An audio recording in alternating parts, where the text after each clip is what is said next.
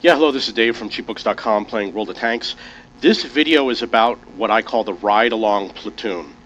And what that means is that there's a certain type of platoon where you stay close to your ally so that you can keep each other safe, so you can watch each other's back. And there's certain tanks that are very vulnerable in the game. And I'm going to go through just a handful of them. Slow tank destroyers such as the T-95, the Tortoise, the AT-15. SPGs are vulnerable. They can't defend themselves. They're not well protected. Autoloaders are vulnerable because they have a long reload time, in some cases 50 seconds or a minute, and they can't defend themselves when they're reloading. Certain tanks, such as the Jag Tiger or the Foch or the STRV is not one of them, but they take a long time to turn, so it's easy to get around behind them. Then you've got tanks with poor gun depression, such as the Type 4 Heavy, the Type 5 Heavy, and of course other tanks, perhaps the Mouse might be another example. And then there's light tanks and light tank destroyers. A light tank destroyer would be like a Scorpion, the American Scorpion, and the Grill 15, for example. So all these tanks have different issues that make them vulnerable. Either they can't turn fast enough, so they're easy to get behind, or they don't have good armor, or they have a long reload time, etc.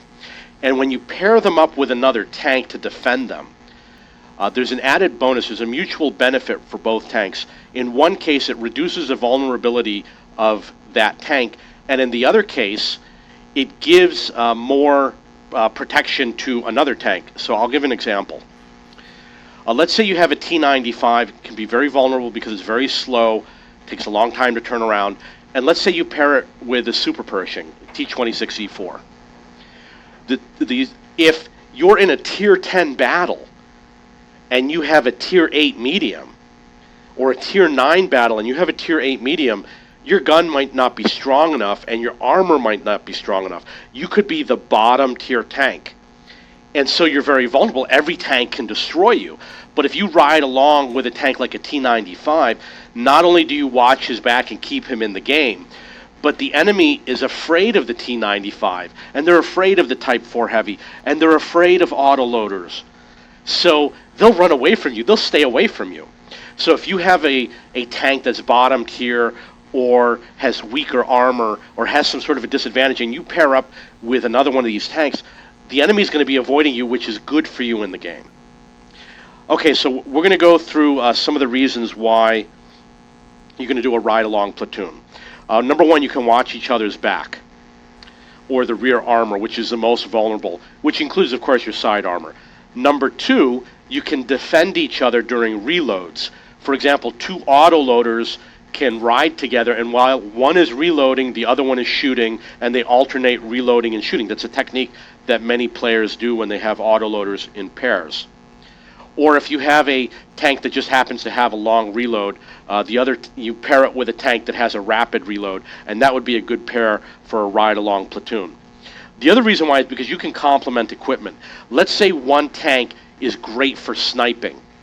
Perhaps I have my Foch here, and I put the gun laying drive and BIA, and it's good for sniping, but because I had to put the gun laying drive and I had to put the camo net, maybe it's not good for spotting, so it would be good to pair it with a medium tank that has coated optics and binocs, etc. So you can pair tanks together of different strengths, one for sniping, one for spotting targets. And obviously the one for sniping would be the one that has a better gun, and the one for spotting would be the one that perhaps has the weaker gun and the weaker armor, but has the better spotting ability. Okay, so autoloaders are an example of a tank that should ride in pairs as much as possible. And it doesn't have to be an autoloader with another autoloader, but it could be an autoloader with another tank that has a rather rapid fire gun. Or it could be with any tank that can cover it while it's reloading.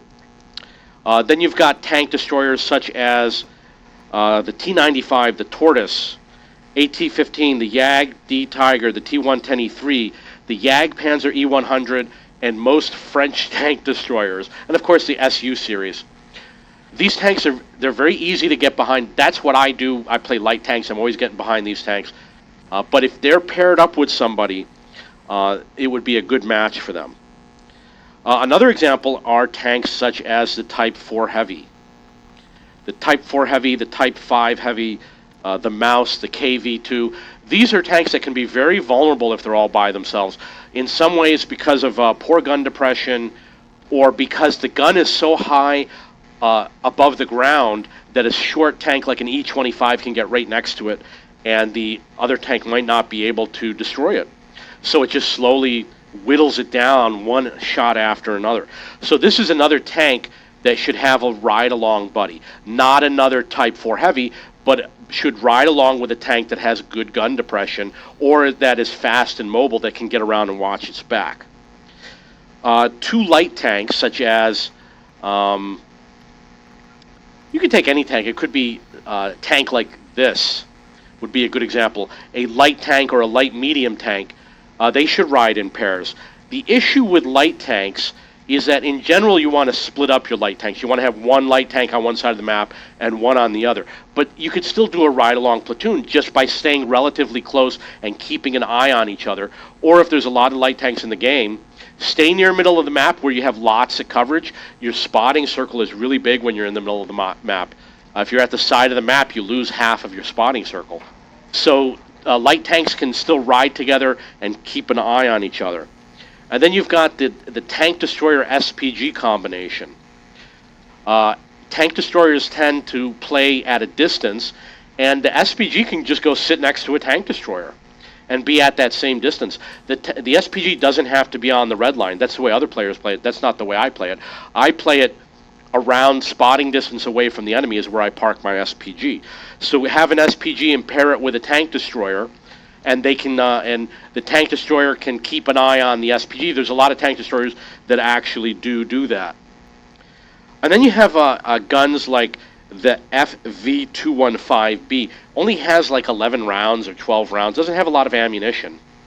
Has a long reload. Does a lot of damage. Very important to keep it in the game, to pair it up with a heavy tank or a tank that can keep it in the game. And then you've got something that I call a light tank destroyer. A light tank destroyer could be the Grill 15, or it could be this little Scorpion right here. This little tank is very vulnerable, or even a Hellcat, very vulnerable, not well armored. I would love to have a tank like this. I play this all the time, and I always feel vulnerable in the game. And I wish I always had someone watching me, keeping an eye on me, or riding along with me, keeping me in the game. So a light TD should be paired up with, a moderate heavy tank, or a T-26E4, a strong medium tank, etc. And then you've got tanks like the Hetzer, the Stug. These are lower tier tanks. Well, when I first went up against the Hetzer, I didn't know how to kill it. I couldn't damage its frontal armor. But after a few games, I realized the way to kill a Hetzer was to get around the side of it. And then I started having success. Tanks like the Hetzer and the Stug are vulnerable to being hit on the side. The armor's not strong enough on the side. Something like a Yag Tiger, yeah, it's got weaker side armor than the frontal armor, but the side armor is still pretty good. But with a Hetzer, I don't think so. So the other thing is tank destroyers get tracked all the time so that they can't turn. So if they're paired up with another tank, it prevents the tank from being vulnerable if it gets tracked. Okay, so now there's one other really good use for platooning as a ride-along. And that is if you're bottom tier in the game. If you're a tier 6 tank in a tier 8 game, or a tier 7 in a tier 9 game, or a tier 8 in a tier 10 game, and you don't know what to do, find a strong tank like a tank destroyer who could use you to ride along with them and stick with them. I'm going to give you a little bit of an anecdote. I was playing on Serene Coast. I had a T-26E4. It must have been like a tier 10 game. And there was a T-95, which is a tier 9 tank destroyer. And I told the T-95, I'm going to ride along with you, watch your back. And I thought, okay, I'm going to be defending this guy. Actually, I didn't have to defend him, because when people see the T-95, they run away. Now think about it. If you're in a tier 8 tank in a tier 10 battle, and you're riding with a T-95, and the enemy sees the T-95 and runs away, they're running away from you also, and you're a bottom tier, tier 8 tank. So when you do this, there is an added benefit. You're bottom tier, you ride along with a strong tank that's vulnerable, and there's a good chance the enemy will run from you, and it will keep you in the game, and you can go into your snipe mode or spotting and sniping. Okay, so that is my comments about the ride-along platoon. It's a good habit, especially if you're bottom tier. If you're an autoloader, again, pair up with a tank destroyer. Just at the beginning of the game, if you see that there's a tank that's kind of slow or a misfit, send a message saying, hey, where are you going on the map? You want me to ride along with you, watch your back. So that's a good strategy, and it's good for clans. You know, if you have a clan and you have, perhaps you play with a Type 5 Heavy, find a good match for it. Find another Tier 10 tank that would ride along well. It would probably be a medium tank. Would pair up well. A Tier 10 medium tank would probably pair up well with a Tier 10 heavy tank, such as a Type 5 Heavy. Okay, so if you have any questions or comments, please post below.